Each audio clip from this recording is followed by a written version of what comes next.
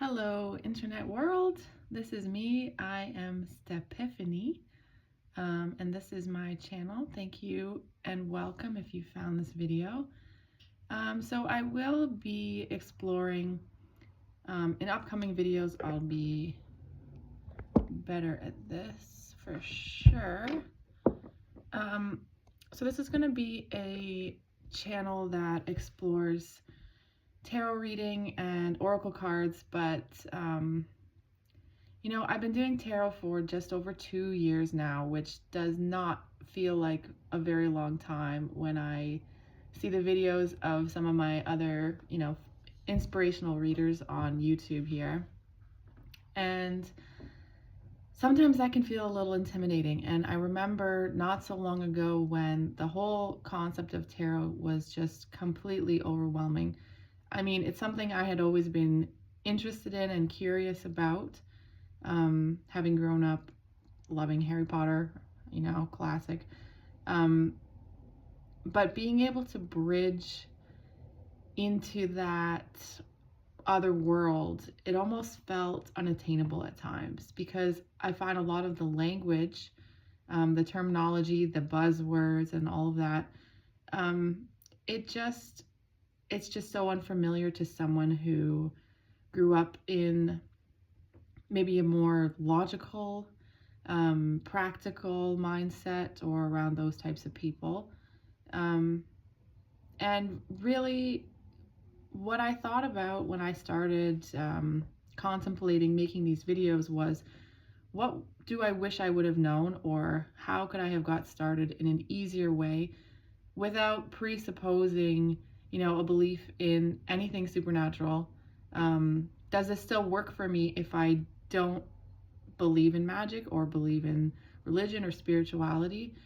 And to a certain extent, I think, yeah, that's kind of a good place to start. And what I mean by this is tarot, in my view, is a tool used to engage our own self with our own intuition. So my intention for this first video is to sort of explore that concept into how to use, what people would call fortune-telling devices, if they can be called that or not, really to bring conscious awareness to decision making. How do we make decisions? How do we make choices in our life? What are they based on? Who are they based on? And in this first video, I'll be doing just a little bit of an intro and a little bit of a demonstration, like an exercise. And this is meant to help you observe this in your own life. So this is an observational experiment. It's not analyzing whether your decisions are good or bad. It's not analyzing whether your belief systems are good or bad. It's just talking about, how do you make decisions? And how do you feel about those decisions? And starting with that as a framework for any of these types of tools going forward. So I would like to start with a little bit of a recap for those of you who don't remember grade 5 probability math class as well as I do. But essentially, what I found for myself and what I find for other people who are turning to tarot at some point in their life is they're looking for guidance, they're looking for advice, they're looking for an answer to a question that's been keeping them awake. And there's nothing wrong with this. This is what the tool is meant for. That being said, there are a little bit of best practices, I would say, in terms of how you use this tool to ensure that you're going to be happy with the results and that it's going to play out in a way that you're comfortable with in your life. And a lot of tarot readers will talk about this. They'll say things like, trust your intuition, or take only the messages that resonate with you.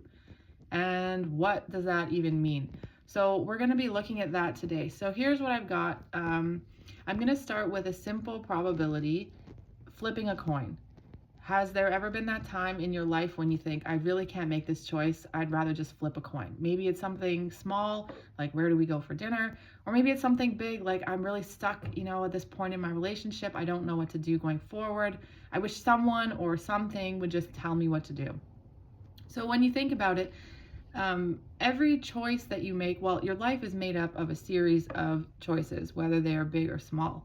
And all of those choices can be broken down into yes or no based questions. Now, the reason this is so helpful is because when you flip a coin, there's only two possible outcomes, right? It's going to land on heads for yes or heads for no, depending, or tails for yes or tails for no, however you set it up in your mind. I like to use heads for yes.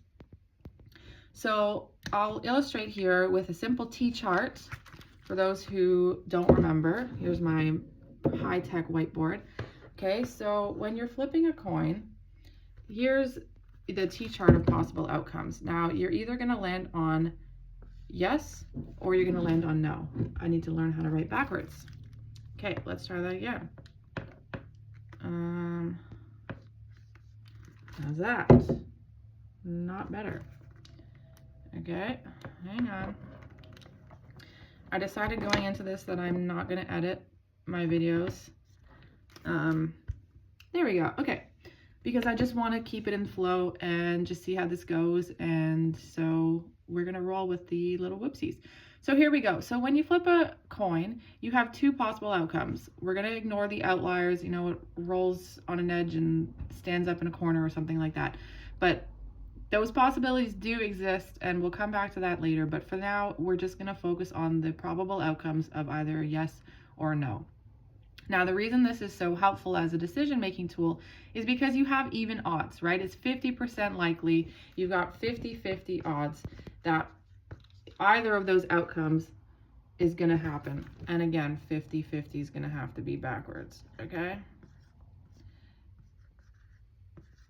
So, excuse that. Here we go. 50-50 odds, right? And this is pretty good because you're going to get a clear answer, a clear and a straightforward answer. And no matter how many times you conduct this experiment, you can flip a coin 10 times, you're always going to have the same odds on every coin flip that it's either going to be yes or it's either going to be no. Now, when you play this out, let's say you do flip a coin 10 times, that does not mean that you're going to get 5 yeses and 5 nos, because again, the probability is the same on every time. So you can take a coin, flip it 10 times and see this for yourself. Maybe you'll end up with, you're going to have 8 of one and 2 of another, right? Maybe you're going to end up with 6 of one and 4 of the other, right? It all depends on what? That's the next question. What does this all depend on? Because when you are making a decision based on a coin flip, the first thing you are probably going to wonder is, should I or do I have to follow the answer just because this coin has told me so? And believe it or not, I don't think this is the next important question. I think it's the third question we should ask, and I'll explain why. When you are trying to decide what choice to make, and you're using a tool, whether it be tarot cards or flipping a coin or any other process, taking advice from a friend even could fall under this, or following, the path of a religion that has been taught to you or that appeals to you, right? Your question always comes back to, do I have to follow the advice that I'm given, right? And this is where a lot of people get stuck, because once you realize that the coin flip, let's pretend, yes, whatever it says you have to do. Do I have another coffee today? Flip a coin. It says yes. Okay, I have to drink that coffee, even though I know I'm going to be wired later. The coin says yes, I must do yes, right? Or, what's another example? Do I wash the dishes before bed tonight? Yes or no? It says no. Okay, fine. I'm not doing it. I'm going straight to bed, even though potentially I'm going to wake up in the morning and I'm going to have chaos on my hands trying to get myself organized, right? The coin says no, so the answer must be no. And then this leads to the question of, why should I follow this coin flip? What gives it the authority to determine what I do in my life? And this leads to an existential crisis in most cases, right? Because you're thinking, why does this thing have a power over me? Do I have power over my own choices? Who has power over my choices? If I believe that the coin flip is an outcome of random chance, let's say, then is everything in my life just a result of chance? Do I have any say? Do I have any power? Am I just floating along here with no control? What if I believe that, God or spirit or some higher universe, higher power is the cause of the result of the coin flip? What if I don't believe in that power? What if I'm worried that that power might not be friendly towards me, right? And this leads people to be really stuck on accepting that the advice that they might receive from a probability outcome like this, because they don't know for sure what's causing it, where it's coming from, right? And a lot of people, I find, and I spend a lot of time stuck with that in my own life, because as far as I can tell, there's just no way to know. Any of those things could be true. None of those things might be true. It could be random. It could be fate. It could depend on the day, right? So that's why I don't think that's the second most important question, because you'll just be banging your head against a wall. So for me, what I like to do is skip that question for now. We will come back to it. But in the meantime, what we're going to do is look at the chances of the outcome of the coin flip. And then we are going to sort of cross-reference it with factor number 2, which is, do I like the advice that I received? Okay, so instead of a T-chart now, we're going to end up with, it's called a Punnett square. Here's an example. Yes, good, I've got my backwards writing. Okay, so this is called a Punnett square. And again, for those of you who don't remember grade 11 biology, this is often used to predict genetic outcomes. For example, if I have brown eyes and my partner has green eyes, what are the potential outcomes for the eye color of our children, right? So here's what we're going to do is, this is going to be variable A, right? And this is the outcome of the flip of a coin. It's either going to be a yes or a no. And over here, variable 2 is going to be, do I like this answer? Do I feel good about this answer? You could say, does it resonate with me? And what I mean by that is, am I inclined to say, okay, good, this is the answer that I wanted, this is what I was hoping for? Or when I see that coin flip, do I say, no, best 2 out of 3, right? If you want to flip it again, then you're probably not satisfied with the outcome of the test. So here's how the Punnett square works. We'll just skip ahead a little again. So first, you take variable A and you drop it down into the boxes below. First, because it's the first variable. So this would lead, again, excuse my amateur writing here. Okay, so this would put no first in the column below the N, right?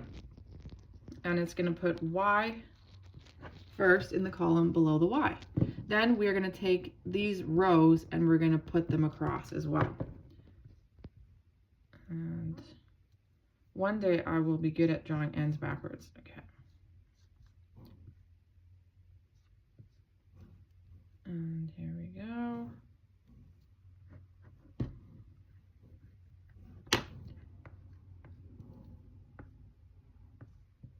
Okay, so here are the 4 possible outcomes if I'm using the result of the coin flip as variable A and how I feel about the result as the second variable.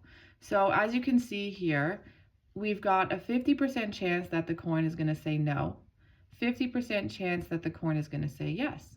But we also have a 50% chance that I'm not going to be happy with this result, and a 50% chance that I will. So when you're making a decision based on a coin flip, it can become complicated pretty quickly. Your odds are now, 25% that you're going to like your yes and 25% that you're going to like your no. So how do you know what decision to make? Is it enough to make a decision based on how you feel? Well, we are going to talk about that. It's going to be in my next video segment. For now, what I would like to have you do, if this has been interesting for you so far, is take a coin. You can take a pack of tarot cards if you have started working with those. Otherwise, a dice can work as well. I like to use even numbers for yes and odd numbers for no. And again, on a 6-sided dice, you'll have 3 yeses and 3 no's. So you're still working with the 50-50 odds. This is fine. And try it out for a day, for a couple of days. Take that totem or that, that tool with you and try to practice using it before you make decisions. And I'm talking small decisions, okay? Don't come and tell me that the coin told me to, break up with my boyfriend and now I'm miserable, whatever. This is like, do I make tea? Do I make coffee? And I will say here is, do not ask it as, do I make tea or coffee, using, tea as a yes and coffee as a no. Because in that case, you're eliminating that there might be another option. So do I make tea? Yes. Then I don't need to ask about coffee. Do I make tea? No. Do I make coffee? No. Maybe I should just drink some water, right? So think about the way that you ask your questions. Flip a coin before making those small decisions. And I'm not telling you to follow the advice. I'm just telling you to observe how you feel about it. When you flip the coin, are you saying, okay, good, that's what I wanted? Or are you saying, what right does this coin have to tell me 2 out of 3, I'm going to try it again, right? And what I'm hoping that you will start to observe for yourself is that emotional response to decision-making tools, the emotional response to the guidance that you're receiving, you could say, because this is actually going to be the biggest determinant of how you make decisions going forward, how you make decisions that you're going to feel happy with, content with long term. And it's going to set the framework of how you approach tarot, how you approach oracle readings, what advice you take from your friends or coworkers and that sort of thing, what aspects of a religion you may follow and which ones you may decide don't feel aligned for you. It all comes down to observing, yes or no, should I do this? What is the answer? And how do I feel about that? So practice that. And in the next video, we're going to add a couple of more layers. We're going to come back to the question of, should I follow the result? And we're going to see what is the most, I would say, logical and even mathematically sound way of making a decision that you're going to be happy with in the long term. So thank you if you've been watching this video. Hopefully we'll get better over time. And yeah, that's been the intro to getting in touch with your intuition. I'm Stephanie, this is my channel, and I hope you have a wonderful day.